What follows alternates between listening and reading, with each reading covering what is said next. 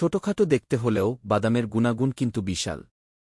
চলো জেনে নেই এই ছোট বাদাম আমাদের শরীরে কি কি জাদু চালায়। ১. প্রোটিনের ভাণ্ডার। প্রতিদিনের শরীরচর্চা হোক বা পরিশ্রমের কাজ, বাদামে আছে প্রচুর প্রোটিন যা শরীর গঠন ও পেশি তৈরিতে সাহায্য করে। ২. হৃদয়ের বন্ধু।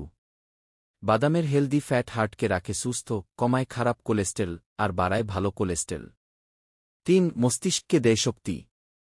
বাদামে থাকা ওমেগা-৩ ও ভিটামিন এ মস্তিষ্কের কার্যকারিতা বাড়ায়, স্মৃতিশক্তিও হয় প্রখর।